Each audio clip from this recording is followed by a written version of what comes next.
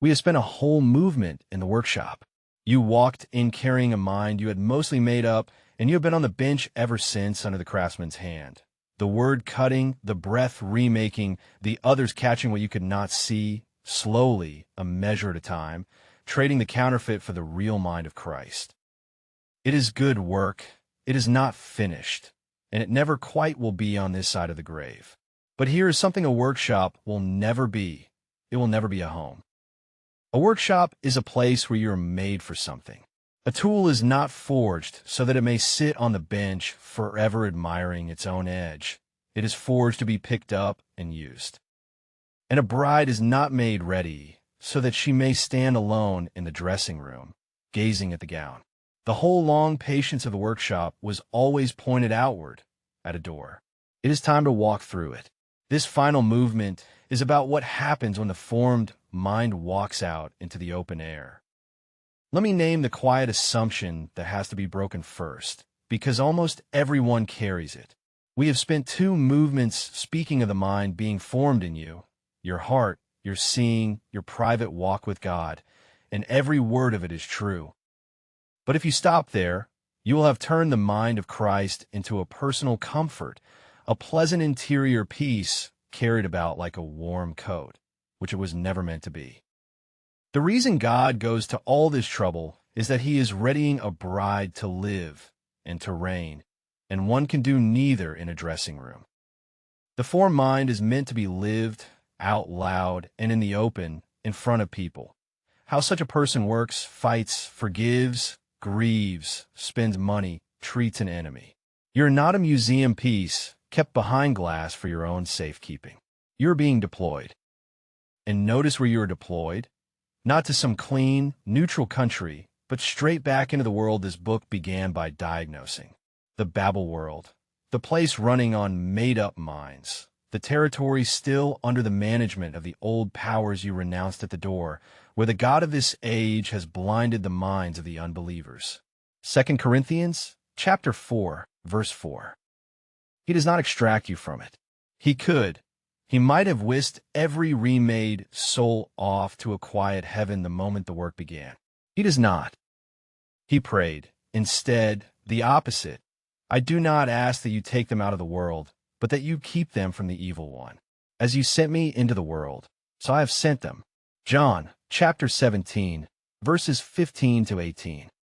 He sends you back in, carrying a different mind, to live as a different kind of presence in the middle of the occupied country. The image the New Testament reaches for is diplomatic. An embassy is a small piece of the homeland planted on foreign soil, where the king's people live by his ways and represent him to a country that does not know him. We are ambassadors for Christ, Paul writes, God making his appeal through us. 2 Corinthians chapter 5, verse 20. That is what you now are. That is what this movement is about, life at the embassy. So let me lay out the ground we will cover. First, who you now are, for you're not a lone religious individual freelancing for God, but a member of a strange new people, a colony of a kingdom that is not from here. Then, how this ever reaches anyone, and the answer will surprise you, because it is almost never by winning the argument. It is by being seen.